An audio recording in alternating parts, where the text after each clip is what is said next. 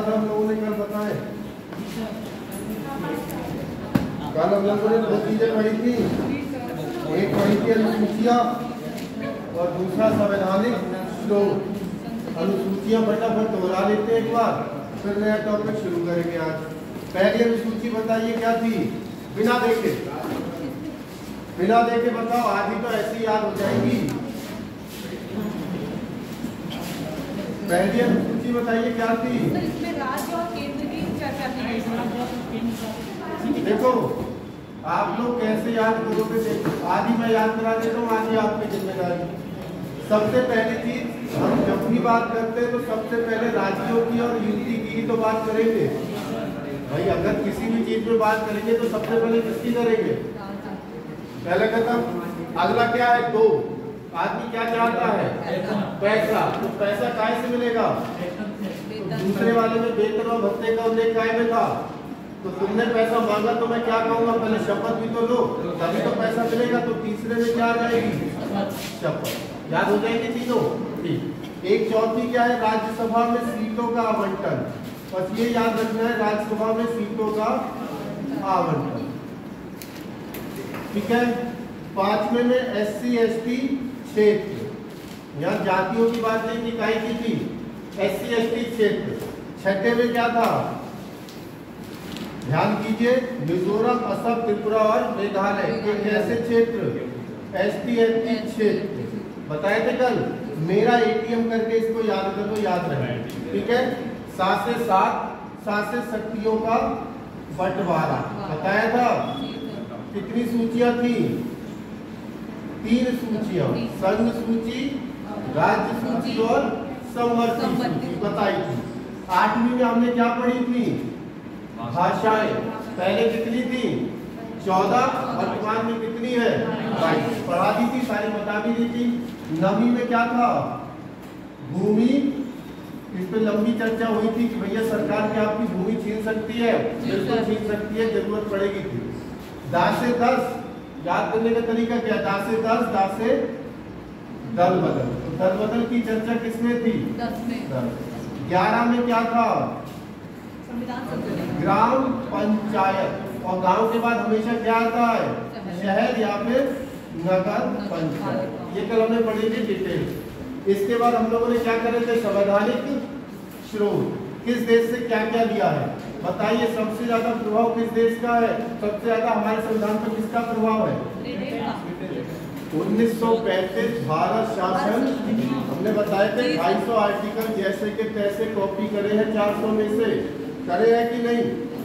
सबसे ज्यादा प्रभाव किसका है? इसके बाद हमने पर लिखाया USA लिखाया, ब्रिटेन, जितने भी 10 देश थे वो लिखा दिया। ठीक है। चलिए आज शुरू करते हैं 15 टॉपिक। आज से संविधान की शुरुआत है। डालिए भाग 1। भाग 1 संघ एवं उसके राज्य क्षेत्र। संघ एवं उसके राज्य क्षेत्र कहां से कहां तक है? तो अनुच्छेद 1 से लेकर 4 तक छोटा सा भाग है, इतना। यहीं से संविधान की शुरुआत होती है। छोटे छोटे 2 टॉपिक छूटे हुए हैं, वो आपको याद रखने, नहीं लिखे ना पीछे। एक हमारी समितियां और एक दूसरा संवैधानिक इतिहास। ये आप मुझे याद दिलाओगे, ये मुझे लास्ट में करा दें। समितियां और संवैधानिक इतिहास।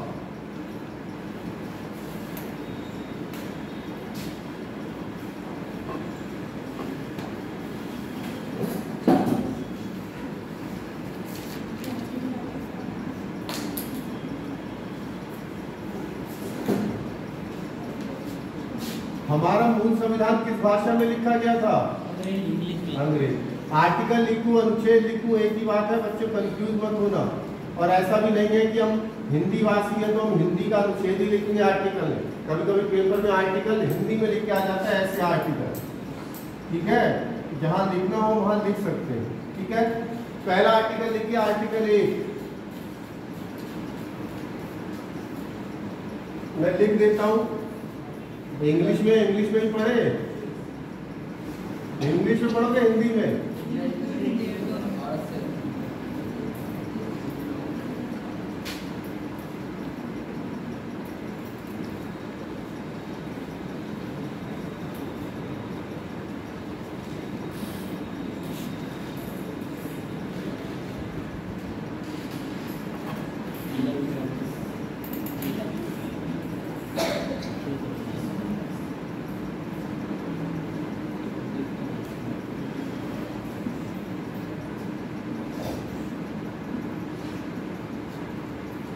इंडिया जो कि भारत है, राज्यों का क्या है?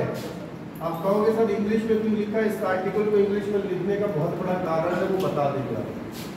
पहले लिखिए फिर हम बताते हैं। भारत के अंदर आएंगे क्या क्या? 3 क्षेत्र आते हैं, अभी लिखाएंगे। कल हमने बताया भी थे कितने राज्य हैं वर्तमान में? केंद्र शासित प्रदेश कितने हैं? हालांकि आज पढ़ेंगे भी कि कब कब किसका मिलन हुआ है। और तीसरे आते हैं अर्जित क्षेत्र। भारत अगर किसी क्षेत्र को अर्जित करेगा तो उसको यही रखा जाए। देखिए फिर समझाते हैं आपको।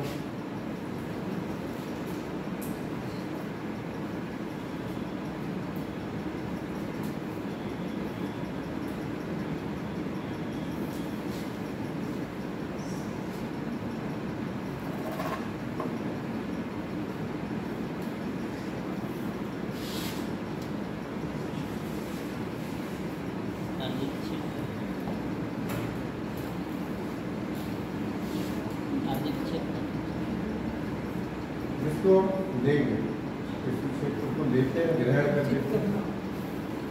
कब्जा तो नहीं करेंगे क्या? अगर कोई स्वेच्छा से मिलेगा तो लिखवाएंगे। सिक्किम पहले भारत का हिस्सा नहीं था, 75 में हमारे देश में था।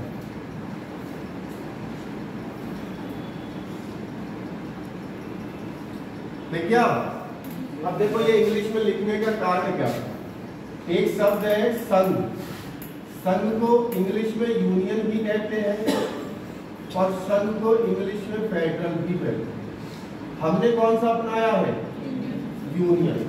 यूनियन वो होता है जहां वह देश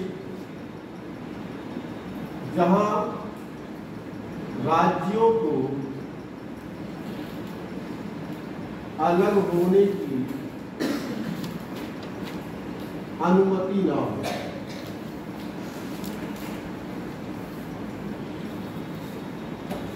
जहां राज्यों को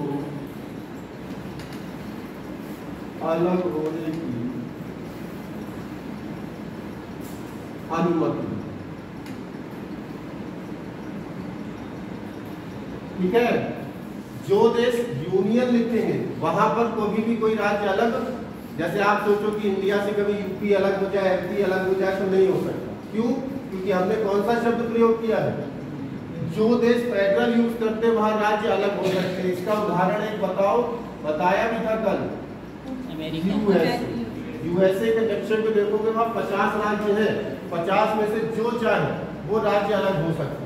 आपने बताया भी था, हमने सबसे छोटा संविधान कहाँ का है? यूएसए। क्यों है पता? मात्र 7 आर्टिकल है। हम जहाँ पढ़ेंगे 450 के करीब, वहाँ 7 आर्टिकल है। क्यों? क्योंकि वहाँ हर राज्य का अलग संविधान, हर राज्य ने अपना क्या कर रखा है। जैसे अभी तक भारत का संविधान अलग था, जम्मू कश्मीर का संविधान अलग था, तो ऐसे वहाँ हर राज्य का अपना अलग अलग क्या है। क्यों? क्योंकि वो कैसी कंट्री है? तो हिंदी को 2 भाषाओं में याद रखें। ठीक है? इस आर्टिकल से क्या पता लगा? पहले आर्टिकल से 2 चीजें पता लगी। पहला, भारत के हमारे देश के नाम कितने हैं? 2। राजनीतिक तौर पे, संवैधानिक तौर पे एक इंडिया, और किसी तीसरे नाम का प्रयोग हम पूरे संविधान में नहीं करें। ठीक। दूसरा, आपसे कोई पूछे भारत है क्या, तो आप बता दो भारत राज्यों का संघ बोल दीजिए या यूनियन बोल दीजिए। एक ही यूनियन बोलेंगे तो ज्यादा बेहतर है। ठीक है? तो भारत क्या है? राज्यों का यूनियन है। और हमारे देश के कितने नाम हैं? ज्योग्राफी में देखोगे तो 5 नाम है, लेकिन पॉलिटी के हिसाब में कितने नाम है? और आपको हमने बताया भी था क्लास में कि सुप्रीम कोर्ट ने आदेश दे दिया हिंदी और इंग्लिश में क्या यूज कीजिए। कारण बता दिया था आपको कि क्यों है। अभी बात समझ में? तो भारत के अंदर आता क्या क्या है? राज्य आएंगे, केंद्र शासित प्रदेश आएंगे, और भारत अगर किसी क्षेत्र को अर्जित करे तो वो क्षेत्र भी यही है। यही है आर्टिकल 3। कोई समस्या है यहाँ तक? चलिए आर्टिकल डाल दीजिए 2, अनुच्छेद 2।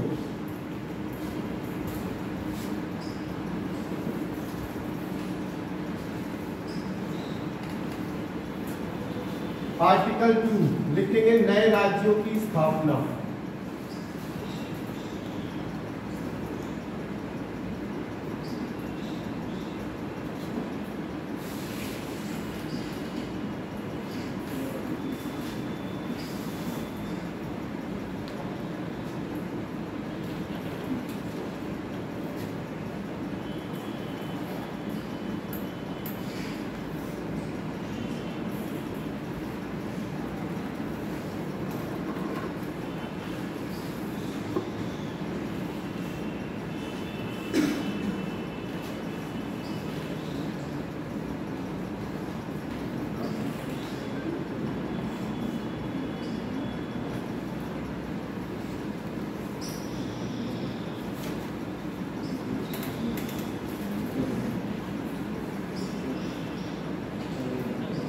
देखिए नए राज्यों की स्थापना कहाँ से? देखो इसका एक उदाहरण भी दिखाता हूँ, बताता भी हूँ। सिक्किम, इसका उदाहरण क्या है? सिक्किम। अब ऐसा क्यों था, सिक्किम को क्यों करा गया? देखो भारत का नक्शा तो आप सभी ने देखा होगा, मैं छोटा सा बना देता हूँ बस समझाने के लिए। ये जो उठा हुआ भाग है यही है सिक्किम, ठीक है। ये वाला जो हिस्सा देख रहे हो ये बेटा तिब्बत था, क्या था? लेकिन 1958 पर इस पर कब्जा कर लिया किसने? चीन ने कब्जा कर दिया। अब यहाँ पर चोंग्याल शासक हुआ करते थे सिक्किम में, तो इन्होंने भारत वालों से मदद मांगी कि भैया हमारी मदद करो, कि भैया हम इसमें क्या करेंगे, भारत में मिलना चाहते हैं। लेकिन पहले क्या लेंगे? डेमो लेंगे। जैसे आप नॉर्मली किसी बाहर की कोचिंग में जाओगे तो कहते 3 दिन के डेमो क्लास है, अच्छा लगेगा तो पढ़ेंगे, अन्यथा किसी और कोचिंग जाएंगे। तो उसी तरह से सिक्किम 1 साल का ट्रायल के लिए आया कि भैया हम 1 साल तक आपके यहाँ रहेंगे, सारे नियम कानून फॉलो करेंगे, अगर अच्छा लगेगा तो मिल जाएंगे, वरना अलग है, ठीक है। तो एक संशोधन किया गया, 35वां संविधान संशोधन, 35वां संविधान संशोधन किया गया, और ये किया गया था बेटा 1974 में। इसके तहत हुआ क्या? आर्टिकल 2A जोड़ा गया। आर्टिकल 2A, जहां भी ABCD मिल जाए ना, समझ जाना कि मेन संविधान में नहीं था, जोड़ा गया। भाई जाहिर सी बात है, यहाँ गिनती लिखी हुई है, यहाँ कोई चीज जोड़नी है, आप 1.5 तो लिखोगे, तो हमने 1A 1B जहाँ भी होगा समझ जाना। आर्टिकल 2A जोड़ा गया और सिक्किम को बनाया गया सहराज्य। सिक्किम भारत का क्या बना? सहराज्य बना। सहराज्य का मतलब क्या है? मुझे ट्राई ले रहा है, सब कुछ सही है, ठीक है। लेकिन आपको पता है आर्टिकल 1 में क्या कहा है? हमारे यहाँ आ तो सकते हो या बाहर जा सकते हो। तो उसके बाद 1 साल के बाद इसको अच्छा लग गया, संविधान में कौन सा संशोधन कराया? 36वां संशोधन 1975 में। और इसमें क्या हुआ? आर्टिकल, बातें नहीं भाई, आर्टिकल 2A क्या कर दिया गया? समाप्त। आर्टिकल 2A समाप्त, और सिक्किम को क्या दे दिया? पूर्ण राज्य का दर्जा। सिक्किम भारत का क्या बन गया? पूर्ण राज्य। तो भारत का अर्जित क्षेत्र कौन सा है? तो अगर आप किसी भी क्षेत्र को अर्जित करते हो तो कौन से आर्टिकल से करोगे? याद रहेगा। उदाहरण आपको कौन मिल गया? 16 मई 1975 का, आप 1975, ठीक है।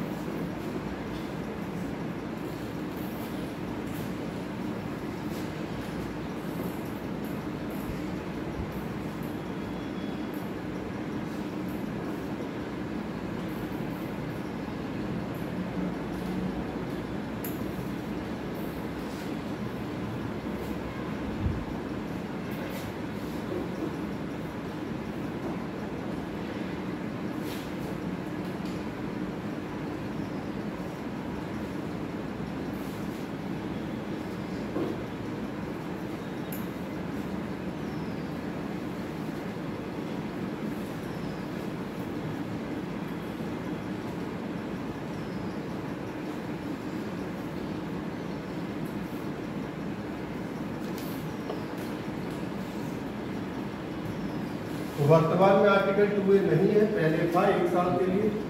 क्यों था आपको पता लगेगा। नहीं है तो कोई राज्य मिला भी नहीं सकते, कोई नया क्षेत्र जब आर्टिकल 2 नहीं है वर्तमान में, कुछ मिला भी नहीं सकते। नहीं, कभी कोई जरूरत पड़ेगी किसी कोई क्षेत्र चीना पाकिस्तान पाकिस्तान से, तो उन्हें फिर से जोड़ देंगे। इसमें क्या अपने हाथ की चीजें संशोधन तो करना। और ये वाले संशोधन होते साधारण बहुमत, इनको कहीं लिखा नहीं जाता। जैसे आप देखते हो GST 101वां संशोधन, 99वां संशोधन NJ, इसे लिखा नहीं जाता, ठीक है। सहराज्य के लिए लिखेंगे, मतलब नए राज्य बनाओगे तो नहीं लिखेंगे। लिखा? चलिए डालिए आर्टिकल 3। आर्टिकल 3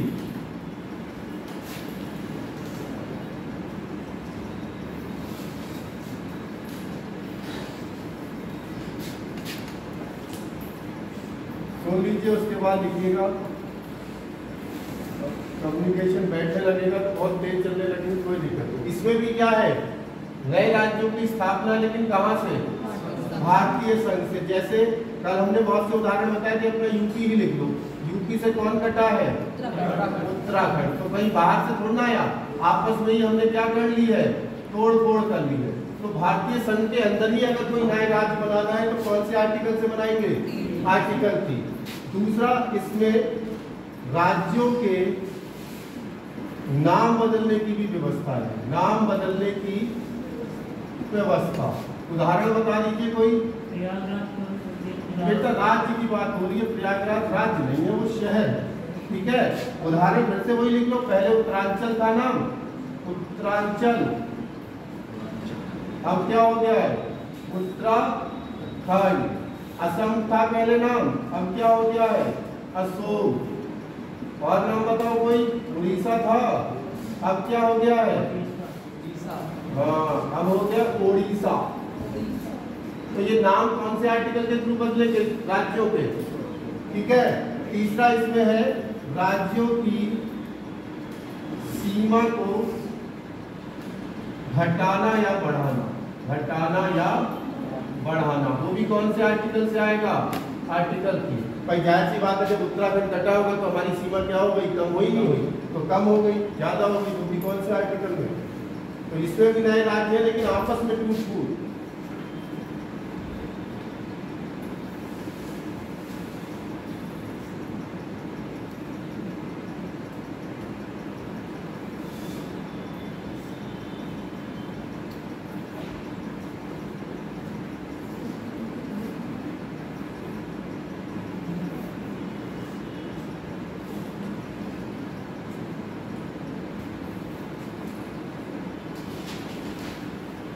मद्रास का नाम क्या हो गया? मुंबई का नाम मुंबई। बहुत उदाहरण है, कितने चाहिए।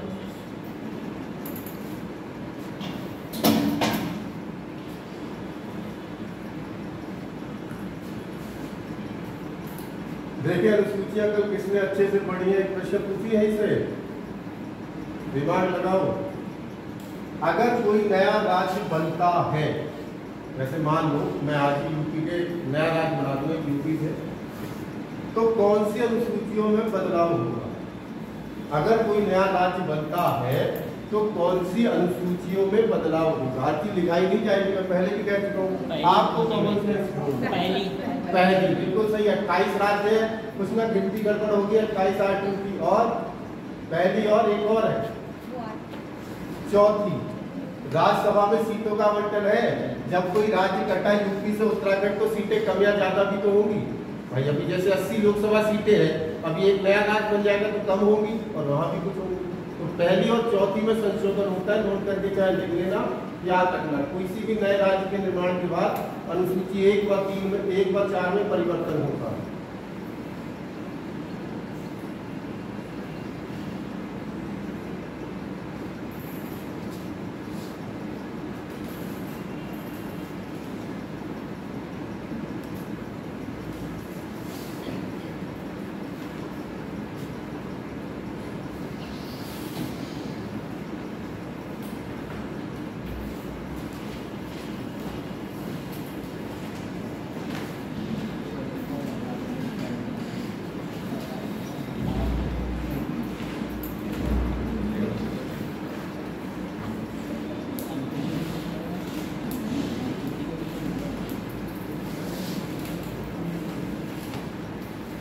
अनुसूची को इंग्लिश में क्या कहते हैं?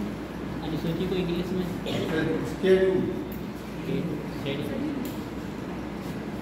देखिए। चलिए अगला डालिए आर्टिकल 4। सिंपल सा, बड़ी जल्दी जल्दी अब टॉपिक करते जाएंगे। ऐसी मुझे नहीं लगता इनमें कोई चीज़ ऐसी है जो आपको दिक्कत कर रही होगी। यहाँ 2 चीज़ें हम पढ़ेंगे। एक तो आर्टिकल 4 यस, अनुच्छेद लिख लीजिए जैसा आप लिख रहे हैं। देखो आर्टिकल 2 व 3 में बनाए गए कानून, आर्टिकल 2 व 3 में बनाए गए कानून संविधान संशोधन, संविधान संशोधन, आर्टिकल 2 व 3 में बनाए गए कानून संविधान संशोधन नहीं माने जाएंगे। संविधान संशोधन नहीं माने जाएंगे।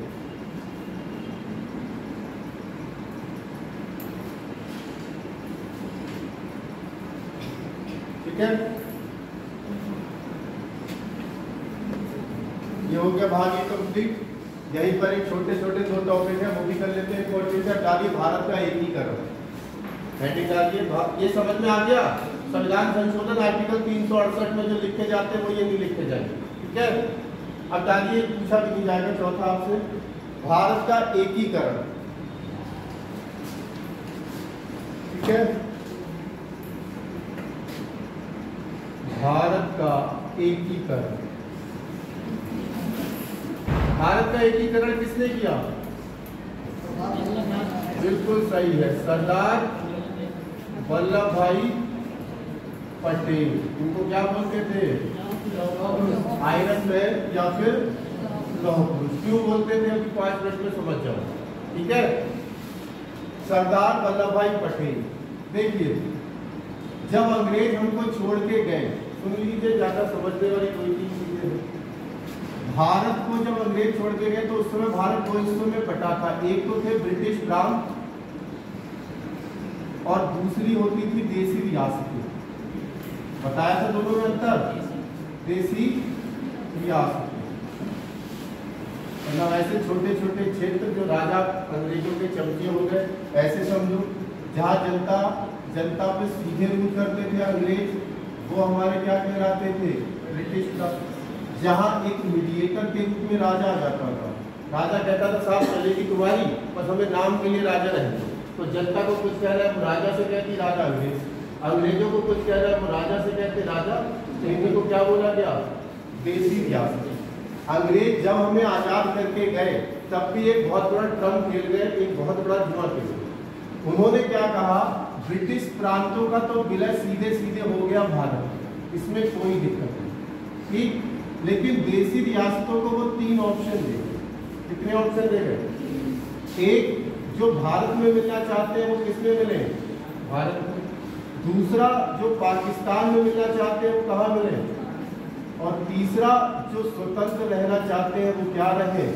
बस यही बड़ी सिद्ध, ठीक। तो भैया विलय होना शुरू हुआ। विलय करने का काम किसे दिया गया? हमारे वल्लभ भाई पटेल। सबकी सब रियासतें विलय हो गई। हमारे पेपर के लिहाज से जो पूछी जाती है, बस 3 रियासतों ने हमें परेशान किया, ठीक। एक थी गुजरात के पास जूनागढ़, कौन सी रियासत थी? जूनागढ़। दूसरी आपको पता ही है जम्मू कश्मीर, और तीसरी यहाँ पे थी हैदराबाद। ये 3 रियासतें विलय होने के लिए बड़ी दिक्कत कर रही, ठीक। जूनागढ़ की सबसे पहले बात करें तो जूनागढ़ में ज्यादातर जो जनता थी वो हिंदू थी, लेकिन यहाँ जो राजा था वो मुस्लिम था, इस्लाम धर्म से। और वो राजा चाहता था कि हम पाकिस्तान में मिले, लेकिन जनता चाहती थी भारत में। ये बात जैसी किसे पता लगी? पटेल को कि जनता हमारे पक्ष में, तुरंत पहुंचे और बोला देखो तुम्हारी मर्जी नहीं चलेगी, अब हम स्वतंत्र हैं, आप क्या करा लीजिए? वोटिंग करा लीजिए। इन्होंने यहाँ पर क्या करवाया? जनमत संग्रह करा दिया। और आपको पता ही है कि भाई ज्यादातर जनता क्या चल रही थी? भारत में मिलना। तो जनमत संग्रह के द्वारा जूनागढ़ का विलय हो गया किसमें? भारत। तो इसमें यही आएगा, जूनागढ़ का विलय कैसे हुआ? जनमत, मतलब लोगों ने वोट दिया कि पाकिस्तान में मिलेंगे, भारत में मिलेंगे, वोट सबसे ज्यादा है भारत के, ठीक। जम्मू कश्मीर की सरदर्दी देखो, जम्मू कश्मीर में राजा थे कौन? हरि सिंह डोगरा शासक थे। यहाँ इसका जस्ट उल्टा था, यहाँ राजा हिंदू था लेकिन यहाँ की ज्यादातर जनता क्या थी? मुस्लिम। अब उन्होंने, हरि सिंह ने कहा ना तो हम पाकिस्तान में मिलेंगे, ये वाला हिस्सा क्या है? पाकिस्तान, ना तो हम पाकिस्तान में मिलेंगे और ना ही हम मिलेंगे भारत में, हम क्या रहेंगे? स्वतंत्र रहेंगे। क्योंकि इतना खूबसूरत, उन्होंने सोचा बहुत पैसा बनेगा टूरिस्ट से आते। और जैसे ही इन्होंने स्वतंत्रता की घोषणा करी, पाकिस्तान ने हमला बोल दिया किस पे? जम्मू कश्मीर। पाकिस्तान ने हमला किसे कर दिया? अब जैसे ही हमला हुआ तुरंत हरि सिंह भागते भागते पहुंचे किसके पास?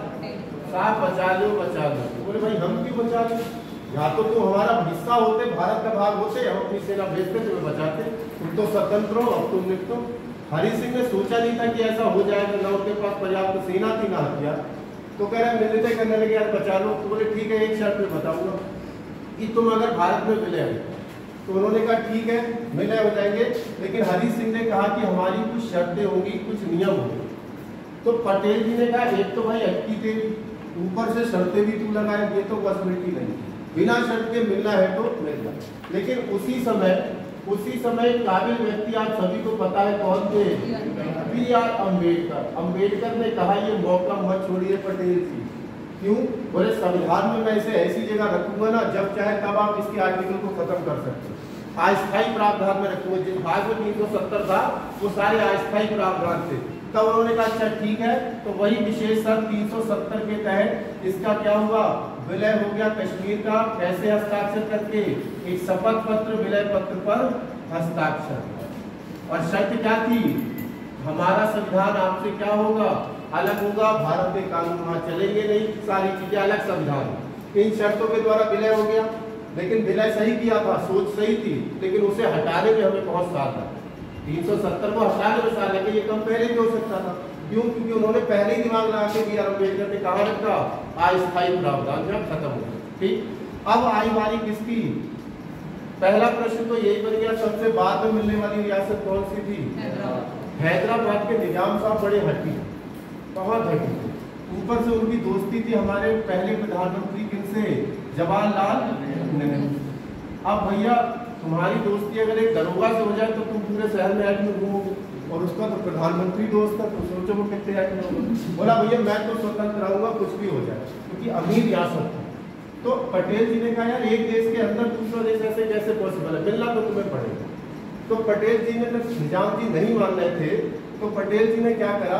सेना को ले गए, पुलिस की वर्दी पहना के, और यहाँ घुस गए, और निजाम साहब की कनपट्टी पर रखी बंदूक। हाँ भाई मिलोगे कि नहीं? अब जान सबको प्यारी है, जान तो सबको प्यारी है, लेकिन जैसे ये कनपट्टी बंदूक रखी है, खबर मिल गई किसे? हमारे उधर से हेलीकॉप्टर दिल्ली से उड़ चला, क्योंकि बहुत बड़ा कागजात होते हैं। हेलीकॉप्टर पहुंच गया हैदराबाद। पटेल जी को पता था इस हेलीकॉप्टर में कौन बैठे हैं? नेहरू जी। अगर धोखे से उतर गए तो ये भी मसला हिलक जाएगा, जैसे कौन हिलक गया। तो उन्होंने क्या कहा? पहले ही नीचे से अनाउंस करवा दिया, ऊपर हेलीकॉप्टर में कोई भी हो, नीचे उतरते ही गोली मार दी जाएगी, पर्चे बाहर।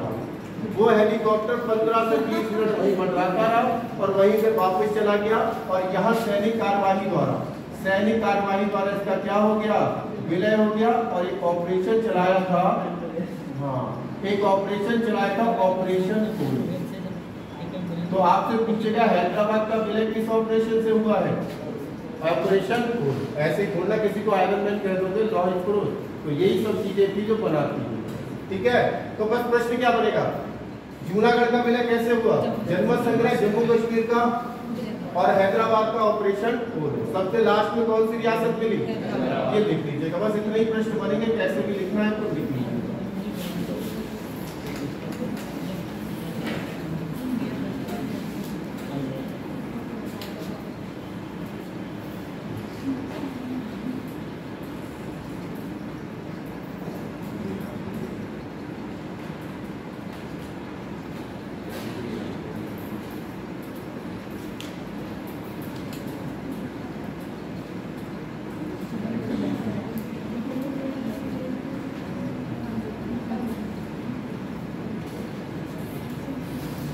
बाकी कहानी तो बहुत बड़ी है, लेकिन इतना समय हम लोगों पे पर्याप्त नहीं है कि सुनाई जाए।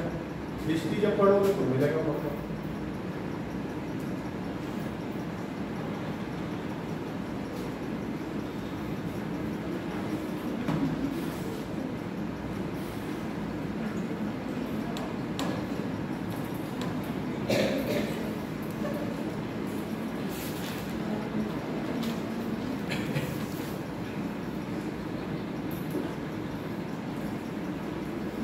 सैनिक कार्रवाई भले हुई थी, लेकिन ये पुलिस के कपड़े पहना के गए थे इन लोग के, देख के सैनिकों को। अभी यहाँ से 10 पुलिस वाले गए तो अजीब नहीं लगेगा। अभी एक 10 सैनिक जाए एकदम हथियार लेके तो लगेगा कुछ गड़बड़ होने वाला, तो उससे शक ना हो निजाम को। इस वजह से पुलिस को पूछा गया भाई क्यों जा रहे हो? ऐसे थोड़ा काम है।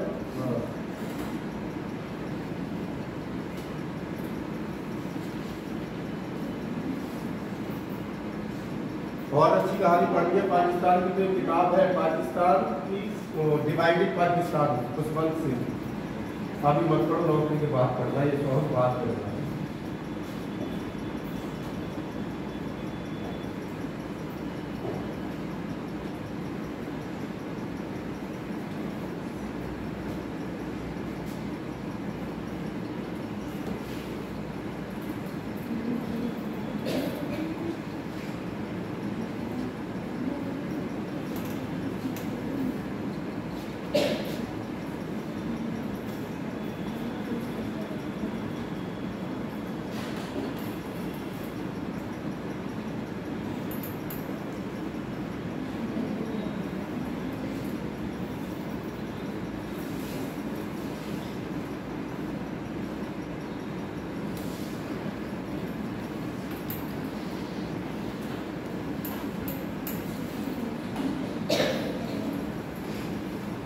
ठीक है।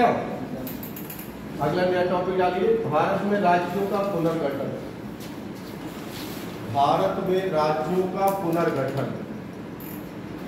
भारत में राज्यों का पुनर्गठन।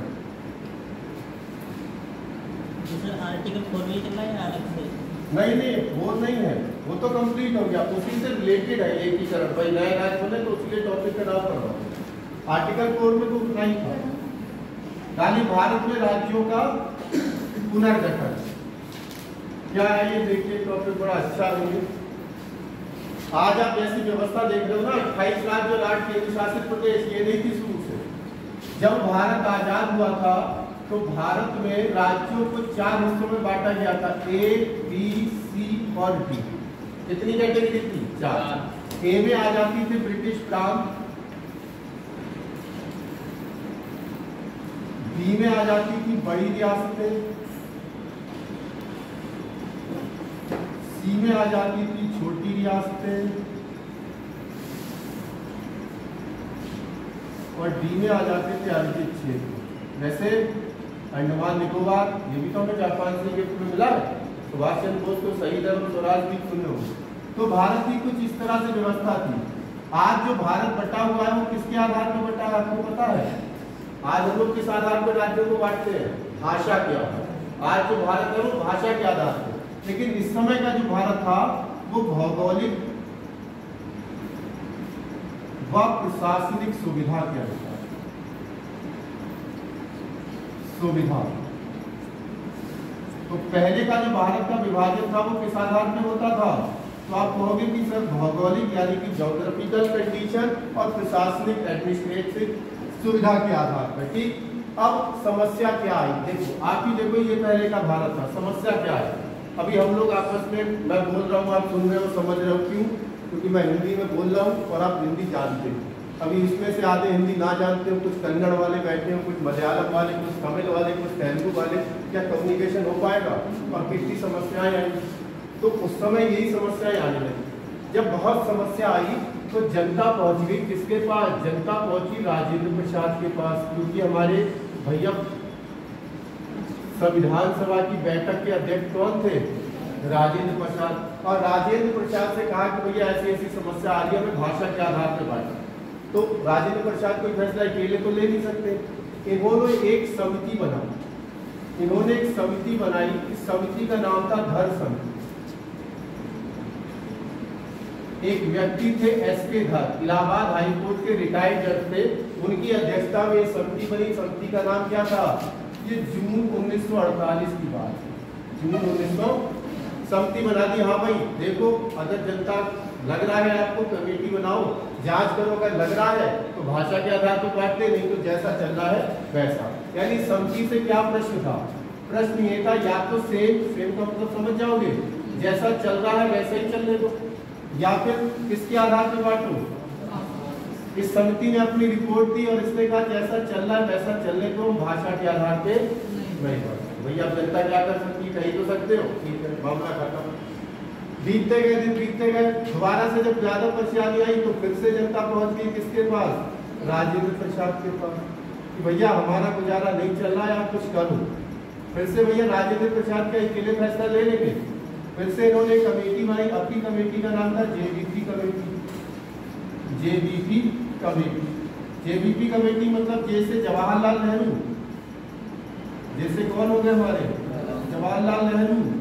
बी से हो गए वल्लभ भाई पटेल, वल्लभ भाई पटेल। और बी से कौन हो गए? गांधी जी के प्रिय रहे थे नेता पट्टाभी सीतारमैया, पट्टाभी सीतारमैया। हालांकि इनका नाम आपने नहीं सुना होगा, गांधी जी की सुभाष चंद्र बोस से इन्हीं की वजह से लड़ाई हुई थी।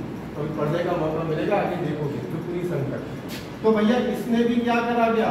इससे भी वही सवाल था कि जैसा चल रहा है वैसा ही चलने दीजिए, या फिर काय के आधार पर बांट दें।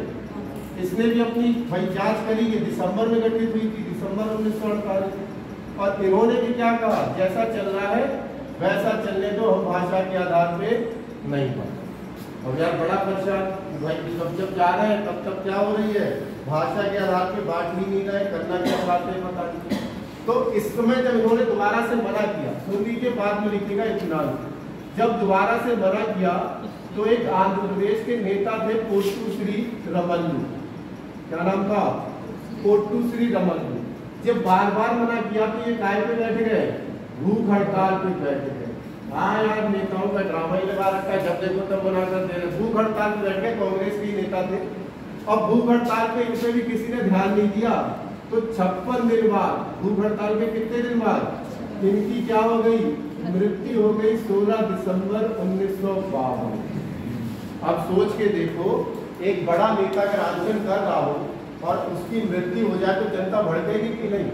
और जनता भड़क गई, भैया क्या कर दिया तुमने, बड़े दंगे भंगे होने लगे। तो आनंद फानंद में 1 अक्टूबर 1953 को भाषा के आधार पर पहला राज्य बनाया गया। भाषा के आधार पर पहला राज्य, जवाहरलाल नेहरू ने आनंद फानंद में फटाफट फैसले लिए और पहला राज्य बना दिया। कौन सा? आप सभी ने पढ़ा होगा, आंध्र।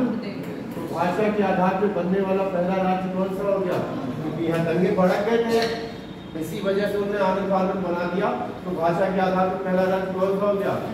आप देखो क्या हुआ। आपके परिवार में अगर 5 लोग हैं, अब 5 लोगों के लिए घर यहाँ से समोसे लेके जाना और 2 लोगों को समोसे देना, 3 को नहीं देना, तो नाराज होंगे कि नहीं?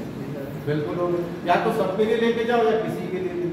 पूरा देश चिल्ला रहा था कि हमें काय के आधार पर बांटो, लेकिन केवल एक ही राज्य को बांट दिया आपने। कौन से को? तो बाकी के देश नाराज होंगे कि नहीं? बाकी के राज्य, तो भैया बाकी के राज्य भी चिल्लाने लगे कि हमें भी काय के आधार पर बांटो। तभी ये आएगा क्या? राजभाषा आयोग।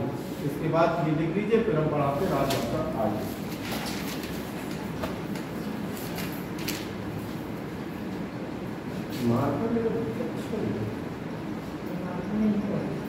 नहीं तो भरी है, 50 बार बने, एक बार फिल्म में तो पूरा। मुझे जब तक सही लिखा ना जाए डाक तब तो अच्छा नहीं लगता।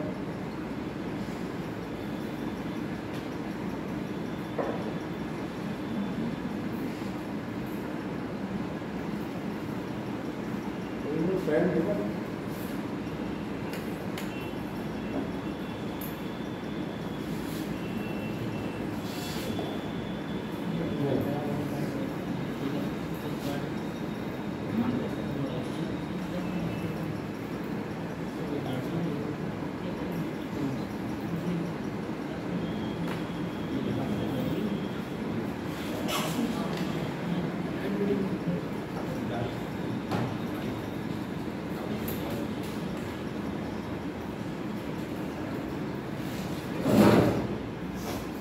सेम का मतलब समझ जाना, ये है मतलब। चाहो तो आप लिख लेना।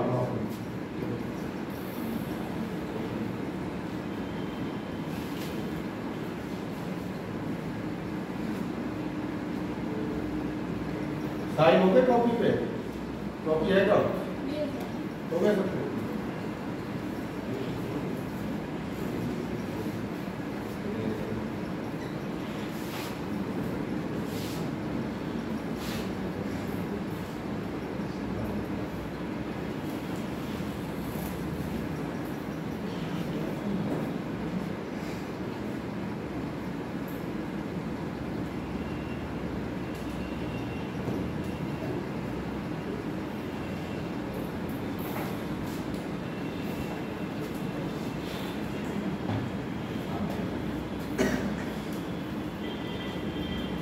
मोबाइल में फोटो खींच तो लिख लेते हो फिर? सर इसकी वीडियो बना के सर फोटो का क्या लगता है? सीधे मुझसे नोट सीधा ले लेना। लेकिन वो नोट में इतना ना कर नहीं होगा, वो डिटेल बहुत होगी। इतनी चीज आपको अंदर 10-15 मिलेगा। आपको एसएससी के हिसाब से पढ़ना है ना कि यूपीएससी या यूपीपीसीएस के हिसाब से। तो हमें ज़्यादा दूर, हमें फैक्ट ज़्यादा देखते हैं वहाँ। अब तुम सोचो, भूख हड़ताल में 56 दिन तक कोई जिंदा रह सकता है? अब लॉजिक आपकी बीमार लग रहा है। तुम्हें मैं 4 दिन भूखा रह, तुम कहानी खत्म हो जाएगी, नहीं हो जाएगी? 56 दिन तक भूख हड़ताल कैसे? ये लोग पानी जूस पी लेते थे।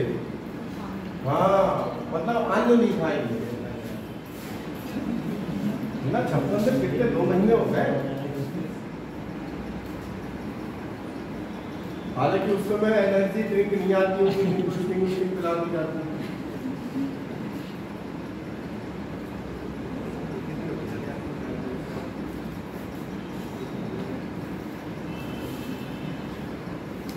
कब ऐसे ही मरते थे वो 56 दिन बाद यूपी में रहते, 52 दिन बाद। जितिन प्रसाद ये वाले नहीं पहले क्रांतिकारी थे जो मरे थे भूख हड़ताल।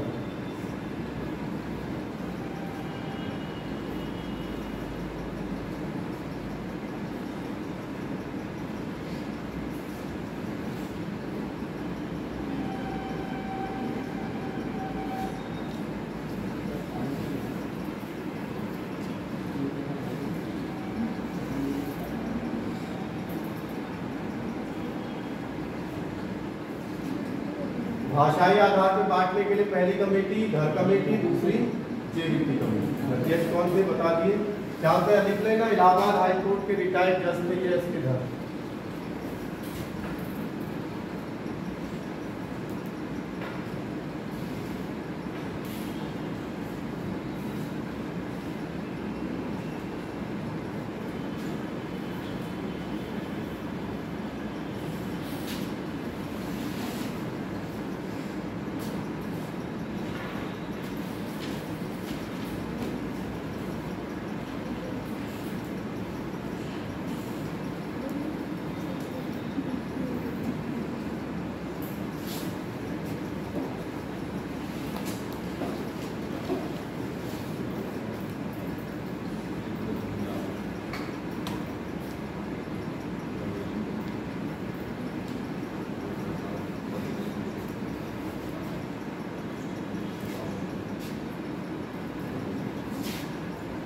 इसके बाद हेडिंग डाल दीजिएगा राजभाषा आयोग।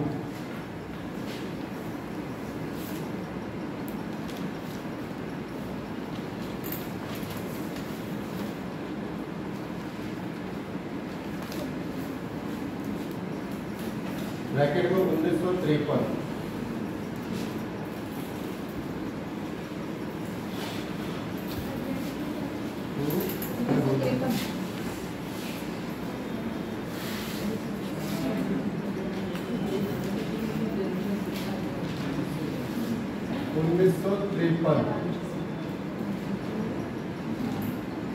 इसके अध्यक्ष सुप्रीम कोर्ट के रिटायर्ड जज थे, कौन थे?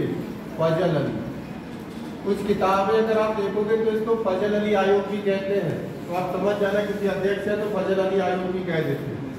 2 सदस्य हैं, कौन कौन थे? के.एम. पडकर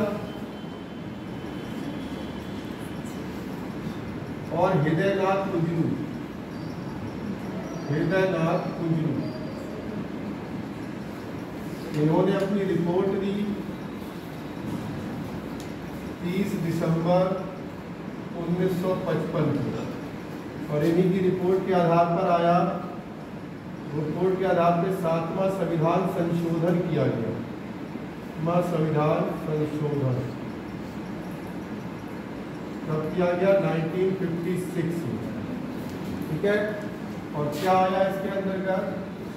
राज्य पुनर्गठन अधिनियम 1957।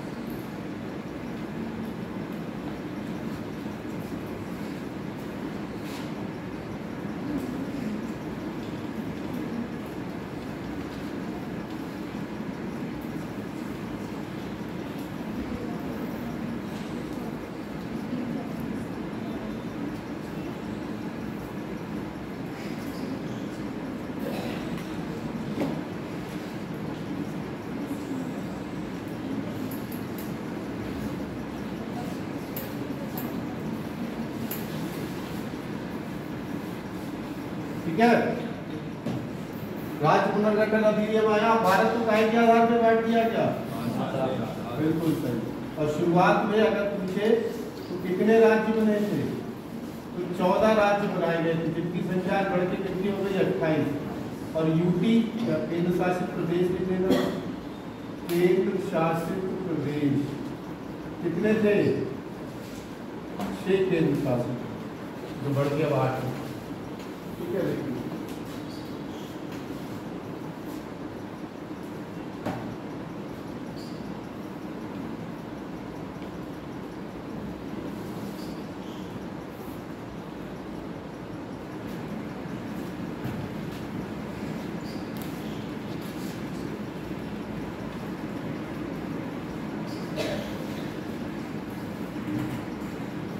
देखते कौन कौन से राज्य थे?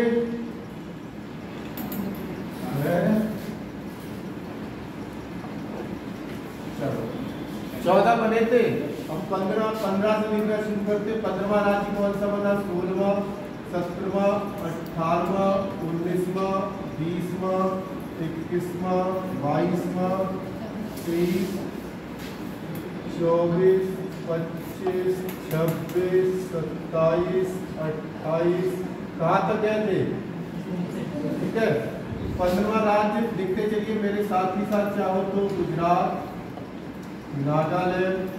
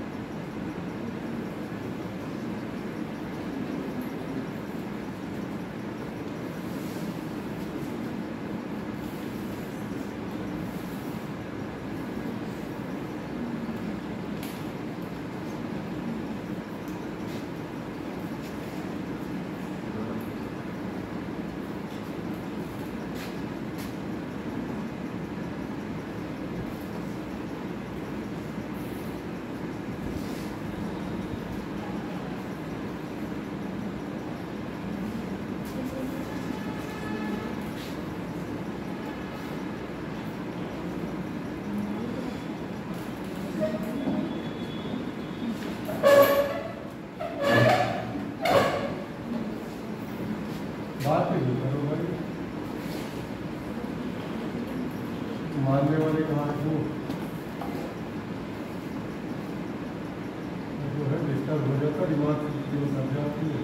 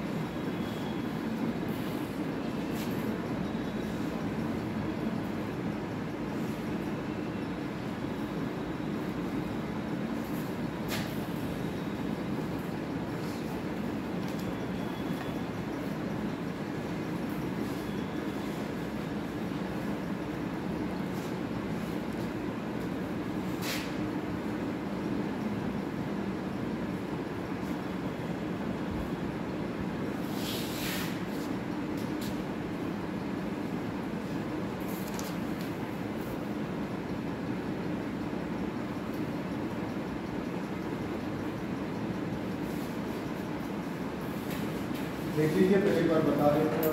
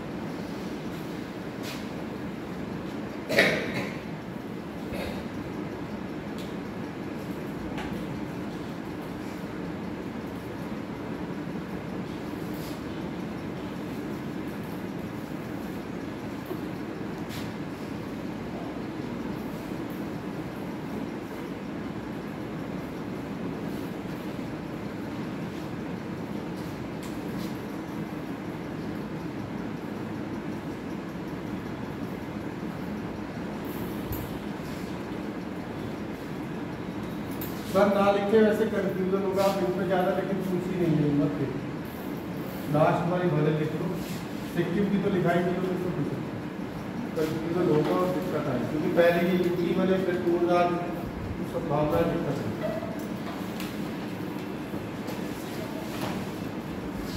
एक मिनट रुक जाओ, फोटो खींच रहे हो, फोटो खींच लो, चले जाएंगे।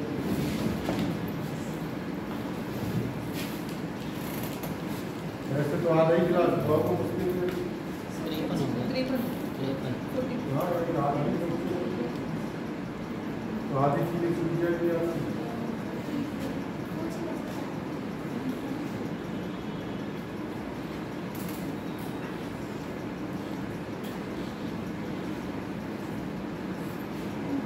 मेनली याद रखना है 22वां सिक्किम, क्योंकि आपको पता बाहर से आया है। मिजोरम, अरुणाचल, गोवा, 87 ये लास्ट वाले लिखवा दिए। इस समय भारत 29 राज्य, 7 केंद्र शासित। 31 अक्टूबर सभी को पता है, ऐतिहासिक फैसला। तो उस समय इसे 2 यूटी बनाए थे, यूटी कितने हो गए थे 9, फिर बाद में इनका विलय हुआ तो जो आज वाली स्थिति हुआ।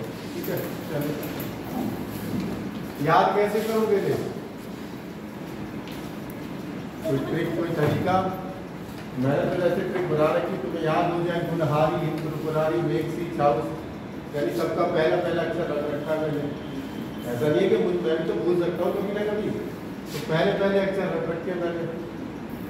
गुलहारी, हारी यही सा गए, हिम, त्रिपुरारी, मेघ, सी, मिर्गो, मी, दूध, दो, चाउस, तिला करके देखना। अभी हरी पट्टी लगेगी, घर जाके लिखना, उसके बाद 2-4 बार पढ़ना, 2-4 बार लिख के देखना, याद होगा। ठीक है? एमपी से बना है। हाँ जी, छत्तीसगढ़ मध्य प्रदेश से कटा है, उत्तराखंड से यूपी, झारखंड से बिहार, तेलंगाना, आंध्र प्रदेश।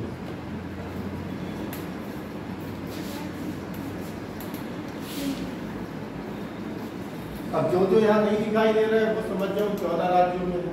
जैसे आपको उत्तर प्रदेश नहीं दिख रहा होगा तो वो इसका मतलब वो 14 राज्यों में, मुंबई नहीं दिख रहा होगा, महाराष्ट्र नहीं दिख रहा होगा, तो वो 14 राज्य।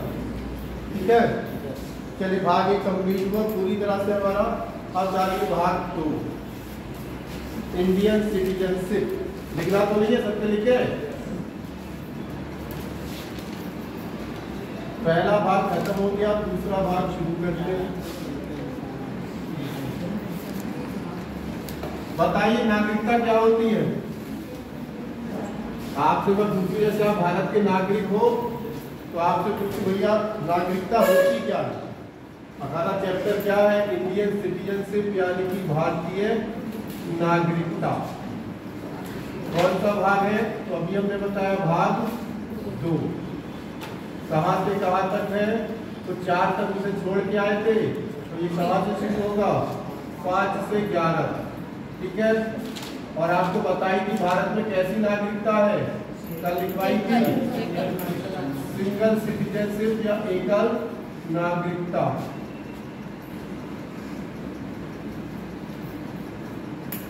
ठीक है, हालांकि दोहरी नागरिकता भी देने लगे हैं, लिखवाएंगे भी आपको, कैसे देते हैं वो भी पता है क्या नागरिकता? जो भी मन में आए बता सकते हो। भारत में जैसे रहता हूँ, हाँ नहीं, वो तो आप बता रहे हो कैसे प्राप्त होती है, वो वाली बात हम भी करेंगे अधिनियम में। प्राप्त की जन्म हमारा यहाँ हुआ है, माता पिता भारतीय है, वंश वाला को अलग। नागरिकता एक तरह से उस देश में रह रहे नागरिकों को प्राप्त एक अधिकार है जिसके बिना जिंदगी नरक है। अगर मैं आपकी नागरिकता खत्म कर दूं ना तो आपकी जिंदगी नरक बन जाए। नागरिकता खत्म करने का मतलब है सीधे सीधा मोटा मैं आपका आधार कार्ड कैंसिल कर दूं, इसके बाद तुम क्या कुछ कर सकते हो भारत में? एक सिम तक नहीं खरीद सकते, और तो कर सकते हो। तो नागरिकता खत्म मतलब यहाँ का जीवन नरक, कहीं भी रहने जाओगे हर जगह आधार कार्ड तो लगना ही है। तो इसी तरह से आप मान लो कि भैया नागरिकता एक तरह से वहाँ के लोगों को मिलने वाला क्या है, एक अधिकार। मानसिक रूप से जो विकल्प होते हैं उनकी नागरिकता इसीलिए छीन ली जाती है, मतलब उसके कैंसिल कर दी जाती है। क्यों?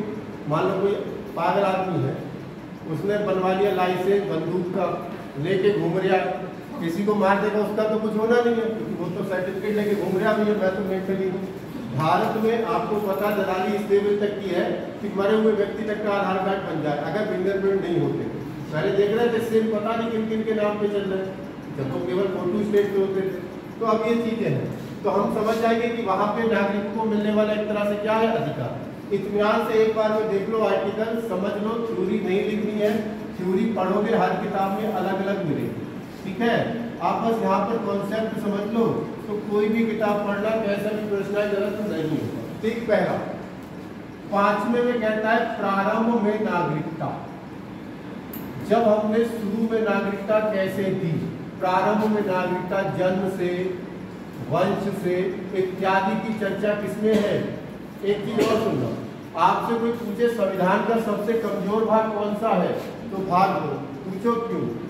आजादी मिल गई थी 1947 में, मिल गई थी। संविधान बना था पूरी तरह से 50 में।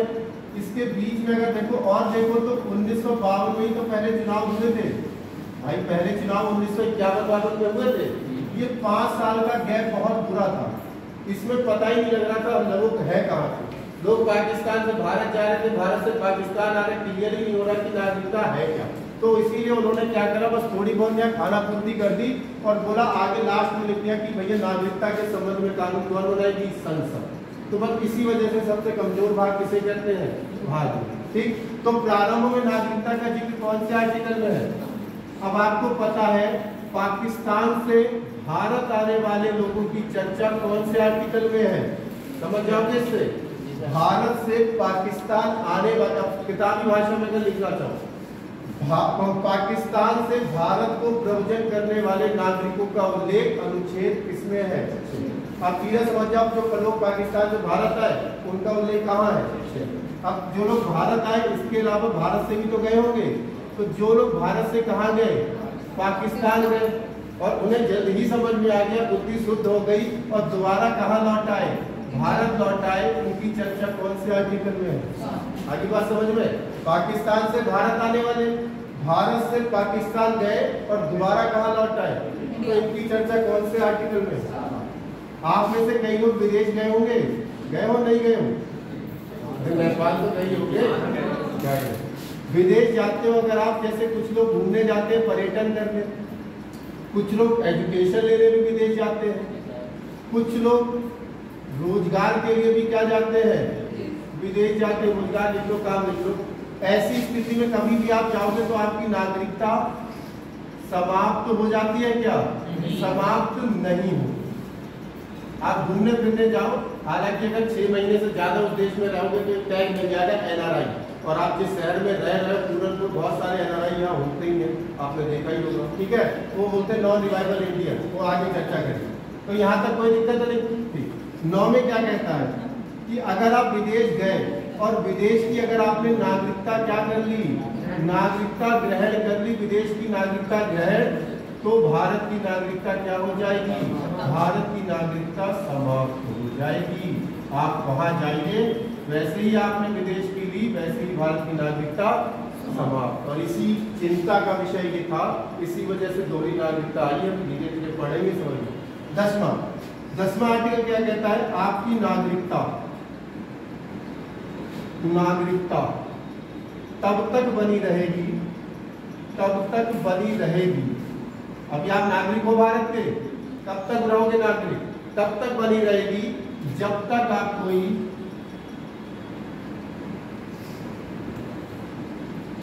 देश विरोधी कार्य ना करें, देश विरोधी कार्य ना करें।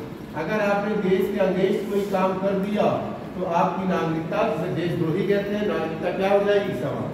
11वें में नागरिकता से संबंधित जितने भी कानून हैं वो कौन बनाएगी?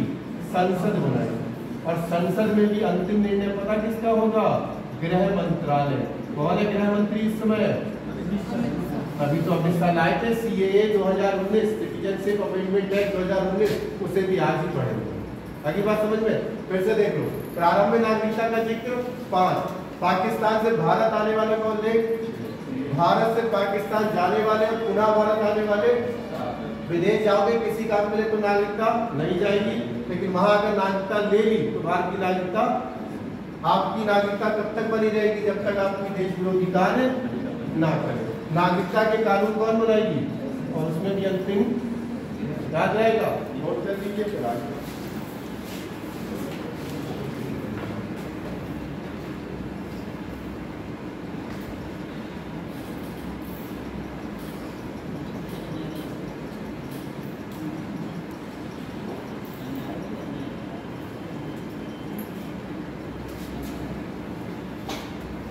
NRI उसी को कहते हैं जो विदेश जाके काम करते हैं। ऐसा होता है, उनकी नागरिकता तो भारत की होती है, लेकिन जीवन यापन विदेशों में कहते हैं, उन्हें ऐसा। जिस दिन वो नागरिकता छोड़ देंगे तो वो NRI खत्म। नॉन रेसिडेंशियल इंडियन, जो भारत में, भारत के हैं तो, लेकिन भारत में रह नहीं।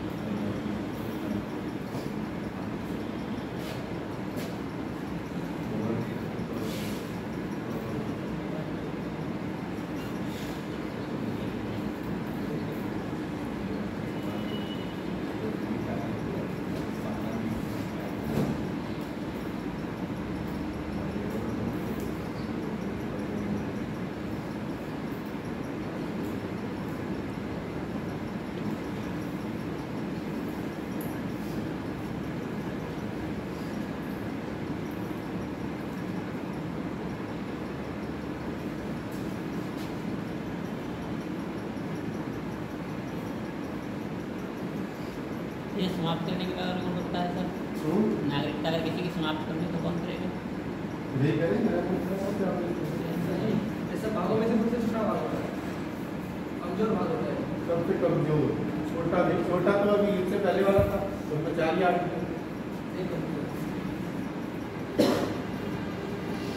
उन्होंने बस खाना पूर्ति करके दे दी ना, अथॉरिटी दे दी संसद को, खुद जिम्मेदारी कुछ नहीं।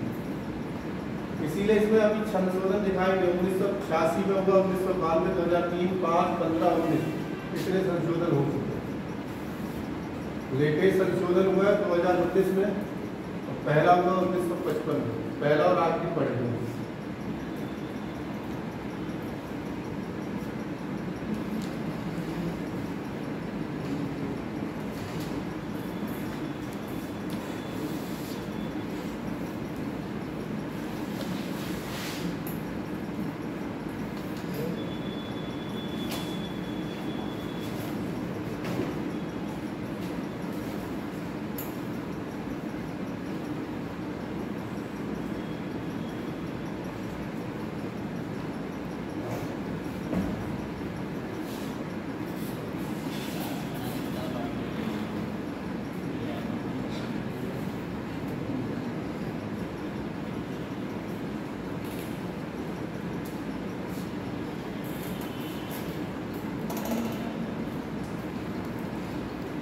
नुकसान क्यों होता है हमारा इस वाले आर्टिकल से, पता है आपको?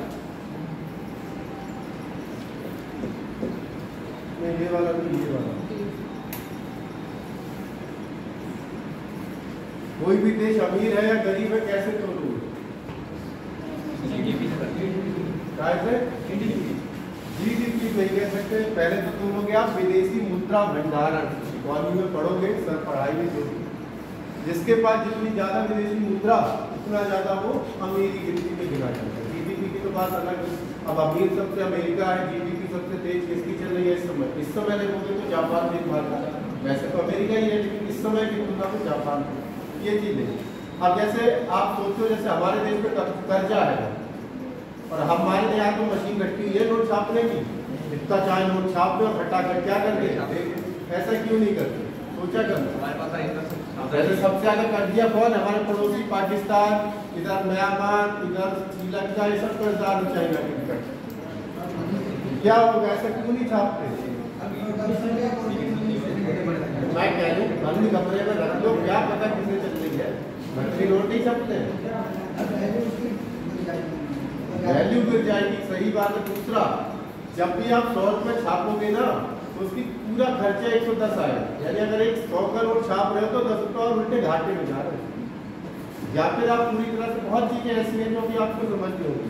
अब देखो, अब होता क्या है, देखो मान लो, देखो अमेरिका का ही उदाहरण लेते हैं, अमेरिका और इंडिया, ठीक भैया, खूब एक व्यक्ति पढ़ा लिखा बढ़िया और यहाँ चला गया वो अमेरिका काम करने, उसको क्या बोला हमने?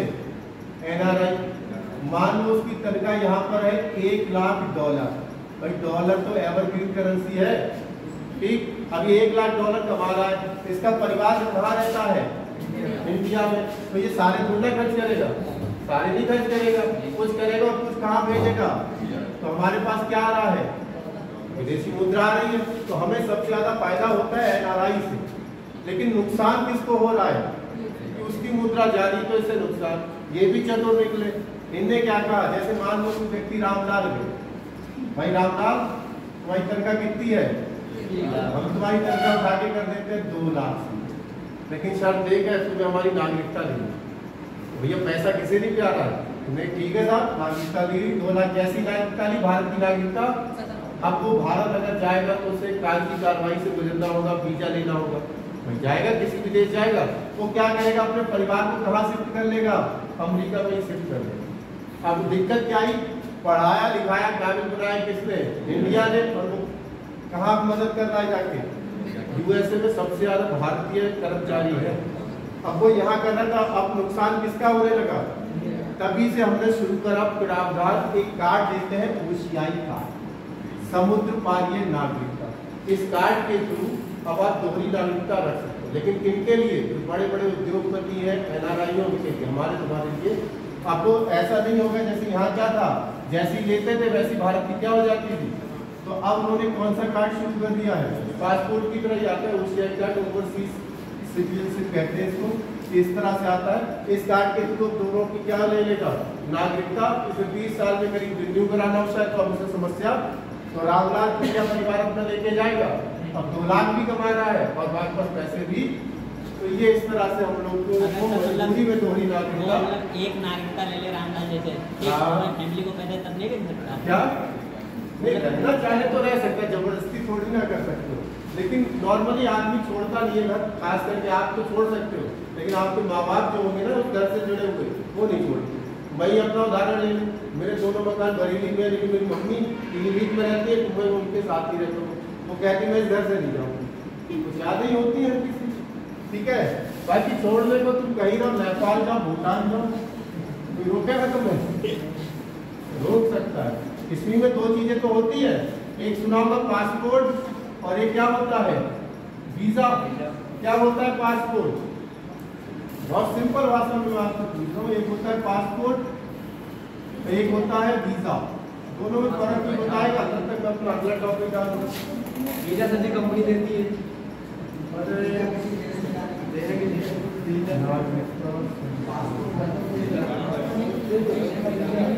सोचो आराम से सोचो।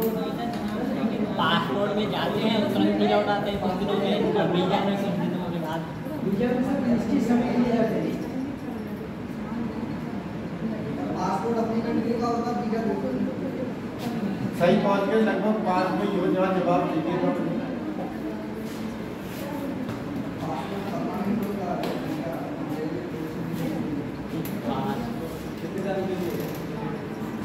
हाँ, पासपोर्ट क्या है?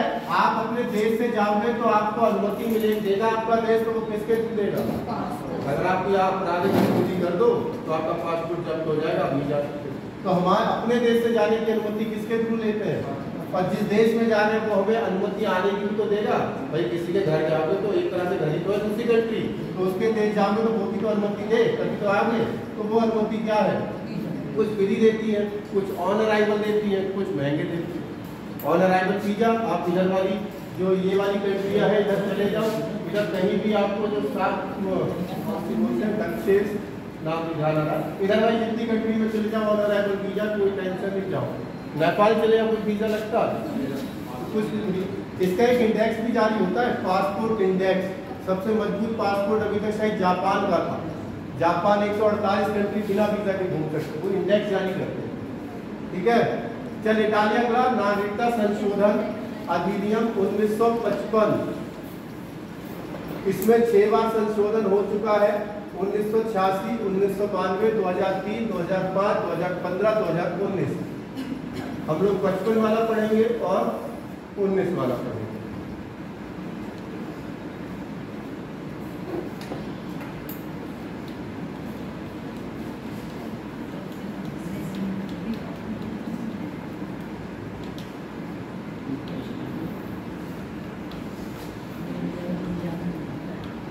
शुरू करें।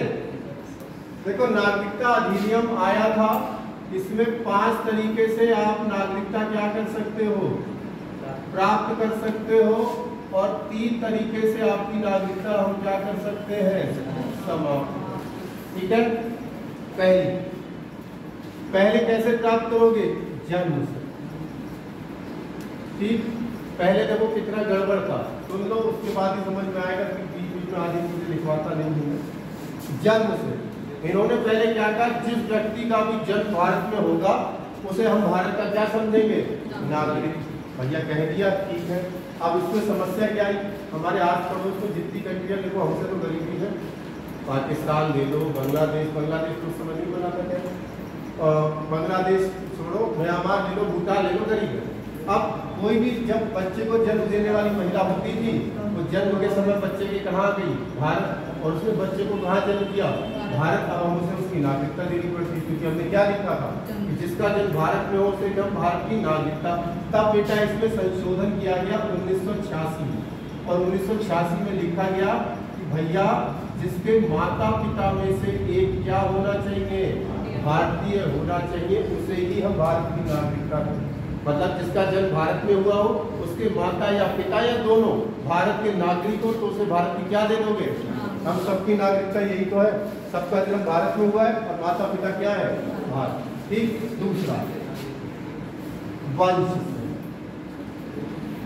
अगर किसी बच्चे का जन्म विदेश में भी हुआ है लेकिन उसके माता पिता भारतीय है, तो भी वंश के आधार पर हम उसे भारत की क्या दे सकते हैं? नागरिकता। इसके बाद से उदाहरण है, सानिया मिर्जा का नाम तो सुना है? सानिया मिर्जा, अभी उनकी लड़की का जन्म हुआ सऊदी अरब, वो भारत की नागरिक है। उनके जन्म हुआ बच्चे का सऊदी अरब में, वो उसकी उनकी लड़की के भारत की नागरिकता ले सकती है? बिल्कुल ले सकती है। क्यों? उसका जन्म भले भारत के बाद हुआ है लेकिन उसकी माता क्या है? याद रहेगा, यानी वंश। तीसरा,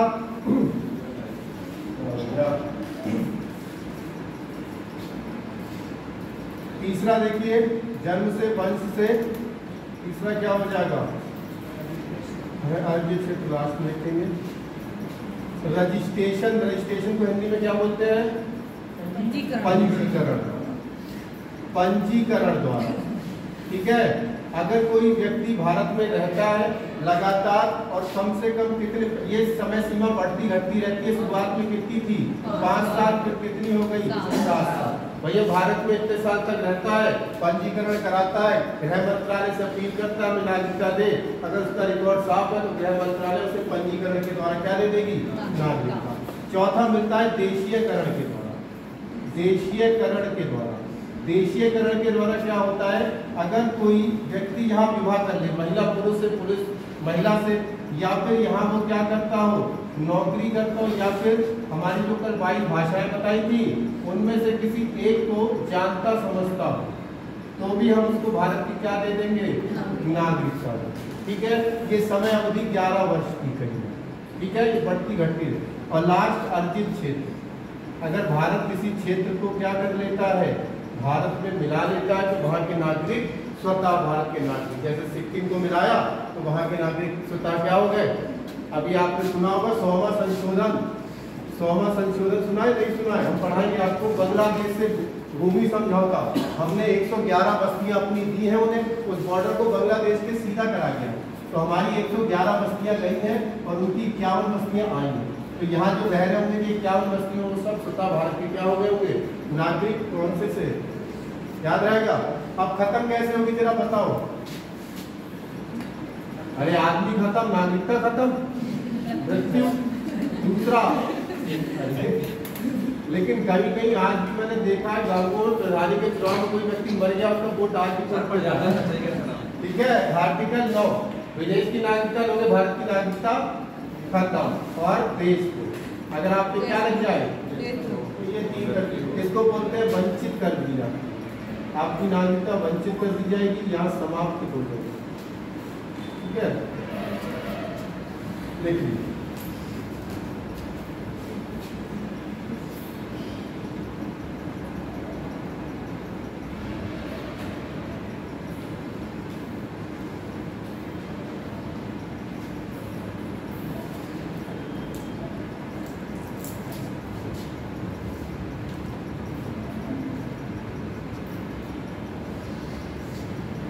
ये 11 वर्ष 11 समय सीमा थी, लेकिन 2019 में घटा दी, इसीलिए अभी से मैं लिखा, ये समय नहीं लिखा जाता। आप उस समय जब भी आप पेपर दे जाए तो अपने आप को खुद अपडेट करो उस समय कितनी, ये चेंज होती रहती है। 2019 में 11 से घटा के 6 साल कर दी थी।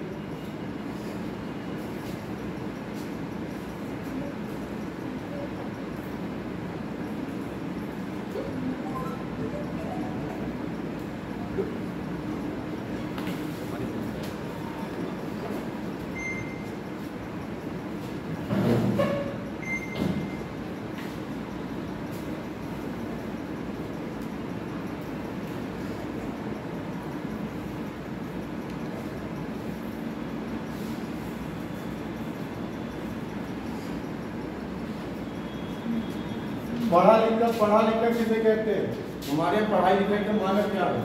अगर भारत का सबसे पढ़ा लिखा राज्य केरल, सबसे अनपढ़ बिहार, तो कैसे मापते हो, कैसे पता लगेगा कोई पढ़ा लिखा है कि नहीं है।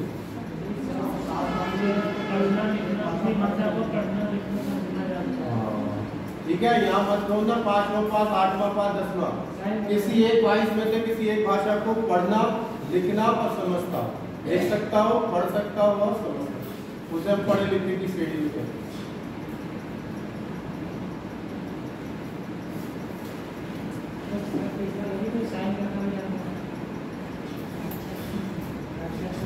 हमारी बात का जवाब दे रहा हूँ, कुछ मत कहना। ये साइन नहीं है, ये साइन नहीं है, तो साइन आपकी इच्छा कैसा करो, अपने आप की ये नहीं कर सकता, साइन कैसा बने, इसीलिए ये कहते ना अधूरा ज्ञान खतरनाक। ये साइन तो कोई भी कर सकता है, जरूरी थोड़ा ना उसके लिए इतना जाना। चिड़िया बैठा दो कोई भी, देखो ना कहीं अधिकारी के पास जाओ, अधिकारी थोड़ा ना साइन करता हूँ, चपरासी कर रहे हो, मुहर लगाया कोई आपके सामने, आपको चिड़िया में मान दे रहे हैं।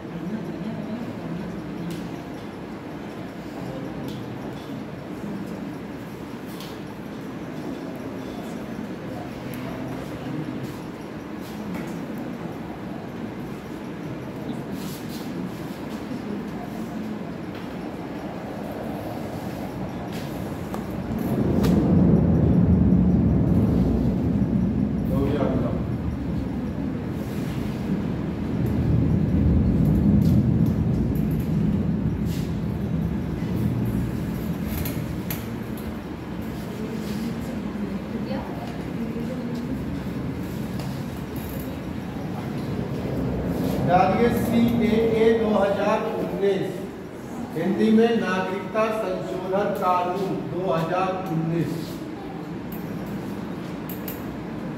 नागरिकता संशोधन कानून 2019, इंग्लिश में CAA, सिटीजनशिप अमेंडमेंट एक्ट बोलते हैं। अखबार पढ़ोगे तो वहां CAA लिखा ही मिलता है शॉर्ट में। नागरिकता संशोधन कानून 2019 में आया था। 2019 में गृह मंत्री कौन थे? यही थे, अमित शाह। अमित शाह ही तो है इस समय, मोटा भाई। अरे गुजरात में बड़े भाई को मोटा भाई कहा जाता है। तो मिली देखी थी वायरल हुई थी। चलो देखो ये क्या कानून है, समझ जाओ तो खुद भी लिख सकते हो। ठीक है, देखिए हमारे पड़ोस में 3 इस्लाम, देखो भारत देश का कोई धर्म नहीं है, हमने बताया था हम लोग कैसे देश है, धर्मनिरपेक्ष, ना ही किसी धर्म को मानते ना ही किसी की अवहेलना। लेकिन हमारे जो पड़ोसी हैं जैसे पाकिस्तान है, इसने अपने देश का धर्म घोषित कर रखा है इस्लाम। यहाँ पर आपने देखा होगा बांग्लादेश, इन्होंने भी क्या घोषित कर रखा है? इस्लाम। यहाँ पर है अफगानिस्तान, इन्होंने भी क्या घोषित कर रखा है? इस्लाम। पड़ोस में नेपाल है, नेपाल ने हिंदू, वो हिंदू राष्ट्र है। ठीक है, तो हर देश अपना। अब ये जो हमारा CAA था ये 3 देशों से संबंधित है, बांग्लादेश, पाकिस्तान। इन्होंने क्या कहा इसमें कि भैया बांग्लादेश, पाकिस्तान व अफगानिस्तान में रह रहे गैर मुसलमान, यानी ये नियम किस पे लागू नहीं होता? इन्होंने गैर मुसलमान कहा। इसमें कौन कौन थे? हिंदू, सिख, ईसाई, बौद्ध, जैन, बौद्ध, जैन और पारसी। ये कितने धर्मों से संबंधित है? 6। सुनिए पहले समझ। इन्होंने कहा भैया ये तो इस्लामिक कंट्री है, तो ऐसा तो नहीं इस्लाम के लोग यहाँ पर इस्लामिक लोगों से तो कोई भेदभाव होगा, लेकिन जो बाकी धर्म के लोग के रहते हैं ना, इनसे बड़ा भेदभाव होता है, क्योंकि इनकी संख्या बहुत कम है, तो बहुत ज्यादा भेदभाव। तो भारत सरकार ने क्या कहा कि बांग्लादेश, पाकिस्तान, अफगानिस्तान में रह रहे गैर मुसलमान 6 है, अगर इनको प्रताड़ित किया जाता, अगर ये धर्म के आधार पर, किसके आधार पे? धर्म के आधार पर प्रताड़ित है, अगर ये धर्म के आधार पर प्रताड़ित है तो भारत सरकार नागरिकता देने की राह इनको आसान करती है। भारत सरकार जो नागरिकता 11 वर्ष में देती थी उसे घटाकर कितना कर दिया गया? उसे घटाकर कर दिया गया 6 वर्ष। कितना कर दिया गया? लेकिन शर्त यही है, इन 3 देशों के हो, गैर मुसलमान हो और काय के आधार पर प्रताड़ित हो, धर्म के आधार पर प्रताड़ित है, तो भारत सरकार इनको जो नागरिकता देगी वो पहले 11 वर्ष कम से कम रहना होता था, अब वो घटा के कितनी कर दी है? 30 वर्ष। समझ में लिख लोगे अपने आप। यही था हमारा CAA 2019। सुप्रीम कोर्ट से 6A का वर्डिक्ट आया था, तो आसाम के लिए तो हो गया था। वो ऐसा है, देखो जब हम पूर्वांचल पढ़ोगे, ज्योग्राफी पढ़ोगे, इनर परमिट लाइन EPL करके वहाँ क्या करते हैं, अगर पूर्वांचल में जाना है अपने ही देश में तो आपको परमिट लेके जाना पड़ेगा, क्योंकि जनजातीय क्षेत्र है, ये उन्हीं से संबंधित कानून है। अभी भी आप अरुणाचल, आप सोचो पूरे भारत में घूम लोगे नहीं, अरुणाचल प्रदेश, असम वाले जाओगे वहाँ परमिट। उसमें दिक्कत पता क्या है, वो इधर एक तरफ बांग्लादेश है, इधर म्यांमार है, इधर है चाइना, सबसे ज़्यादा इधर चाइना। अगर हम उन लोगों को थोड़ी बहुत ढील देंगे ना, इधर उधर निकलेंगे, यानी वो अगर कट गया, हो सकता है कट जाए, हाँ, तुम केयर नहीं करोगे तो दूसरा करने लगेगा, तो वो हिसाब चलता है। देखा नहीं मणिपुर कितना बवाल हुआ था इसमें, आपने सुना होगा रोहिंग्या विवाद की बनी है।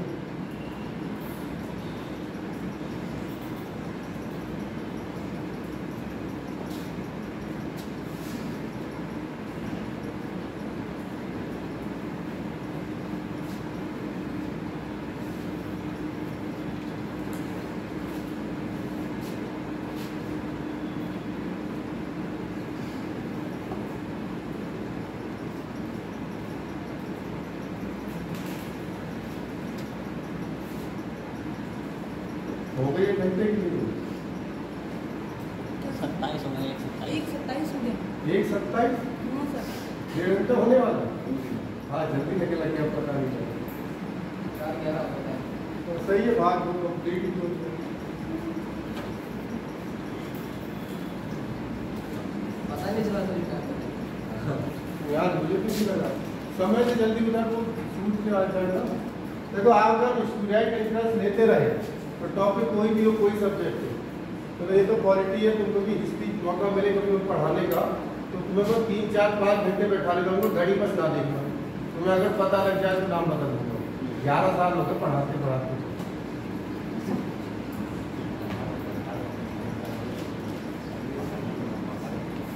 क्योंकि वहाँ कहानियाँ है, राजा मैंने कहानी, जैसे आपने पद्मावत पिक्चर देखी होगी, राजा रतन सिंह वाली कहानी पद्मावती की, वो ये पूरी कहानी सुनाते थे। तो जितने भी अशोक की पूरी कहानी, मुगल में तो फिर मजे ही कुछ और है।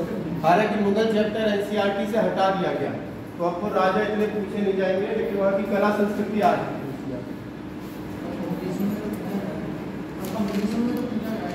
एनसीईआरटी से हटा के कंपटीशन भी हटा दिया। अभी मैंने पिछले पेपर जो देख रहा हूँ, उनके राजाओं से क्वेश्चन नहीं आ रहे, कला संस्कृति, वही ताजमहल, लाल किला किस तरह की काय के शैली के मंदिर, इस समय सबसे ज्यादा पूछे जा रहे हैं मंदिर शैलियाँ, और खास करके दक्षिण भारत। दक्षिण भारत देखोगे इस समय दक्षिण भारत में ट्रेंड चल रहा है, चौवन चांदी के पल्ला।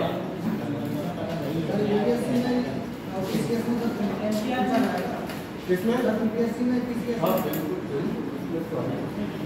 लेकिन ज़्यादातर लोग एशियन को छोड़ देते हैं यूपीएससी में, क्योंकि उसका इतना सिलेबस और समय कम होता है, मॉडर्न पढ़ते हैं, कम सिलेबस और ज़्यादा निकलना। तो यूपीएससी में पता क्या होता है, कंपटीशन की, किसी भी कंपटीशन में ये नहीं जरूरी क्या पढ़ना है, जीएस क्या छोड़ना है, ये जरूरी होता है। तुमने देखा भाई एक व्यक्ति 10 साल से तैयारी कर रहा है लेकिन सिलेक्शन नहीं हो रहा, और एक आता है 1 साल तैयारी करता है, सिलेक्शन लेके चला जाता है, तो उसे पता लग गया ना कि कहाँ से क्या चीज़ आनी है। अभी मैं कह दूँ इस कॉपी से पूरा पेपर आएगा, तो तुम इसे छोड़ोगे? पूरी कापी चाहता वही 10 कॉपियाँ, अब तुम इस तक पहुँचे ही नहीं पेपर तक, वो 9 तो इससे पहले की पढ़ ली, लेकिन 10वीं तक पहुँचे ही नहीं, यहाँ पेपर आना था, तो ये समस्याएं रहती है। तो इसीलिए तो कहते हैं प्रीवियस ईयर देखो कहाँ से जो एग्जामिनर है क्वेश्चन निकाल रहा है, तो ये चीज़ें फायदेमंद होती है। अरे अभी टॉपिक डालो तीसरा, मौलिक अधिकार, उधर जब पूरा हो जाए तब पढ़ना। मौलिक अधिकार भाग 3, इंग्लिश में फंडामेंटल राइट्स। मौलिक अधिकार फंडामेंटल राइट्स भाग 3। सबसे अच्छा ये हमें और आपको जो अधिकार मिले हैं ये वो है, तो इन्हें पेपर के लिहाज से तो जरूरी है, और वैसे भी हमें पता होने चाहिए हमारे पास कौन कौन से राइट्स है, अधिकार है। देख लीजिए भाग 3, अनुच्छेद 12 से लेकर 35 तक पढ़ेंगे। अनुच्छेद 12 से 35 तक अभी सारे आर्टिकल लिखते चलेंगे, भाग 5 तक, 5 से छोड़ना शुरू करेंगे, 5 तक सारे इम्पोर्टेंट हैं। 12 से लेकर, चलो आप मुझे बताओ क्या होते हैं मौलिक अधिकार। डेफिनेशन पेपर में नहीं आएगी, केवल आपकी समझ के लिए। वो तो है, परिभाषा क्या है? क्या चीज? जन्म से जो अधिकार मिलते उनको नैसर्गिक अधिकार, मौलिक भी कह सकते हो, कोई दिक्कत नहीं, लेकिन मौलिक से जाते नैसर्गिक मिलेंगे, नैसर्गिक भी कह सकते हैं। इसकी परिभाषा देखिए, किसी भी देश के नागरिकों को यानी हम सबको हमारी सरकार के विरुद्ध मिलने वाले अधिकार, ये सरकार के क्या है, अगेंस्ट, अगर इनका उल्लंघन होगा तो हम सरकार से लड़ सकते हैं, वाद विवाद कर सकते हैं। इसी के लिए बनाए गए सुप्रीम कोर्ट और हाई कोर्ट, क्योंकि सुप्रीम कोर्ट और हाई कोर्ट ही संविधान का क्या है, रक्षक है। हमने बता दिया था, तो याद रखना, किसी भी देश के नागरिकों को उस देश की सरकार के विरुद्ध मिलने वाले अधिकार क्या कहलाएंगे, मौलिक अधिकार। ठीक है, लिखेंगे मूल रूप से कितने थे, मूल रूप से 7 थे, और कल ही हमने चर्चा करी थी कि वर्तमान में कितने रह गए हैं। ठीक है, कल इन पर चर्चा करेंगे, बीच में टॉपिक छोड़ना भी सही नहीं है। हो गया इसमें, हो गया। चलो भाई जल्दी जल्दी।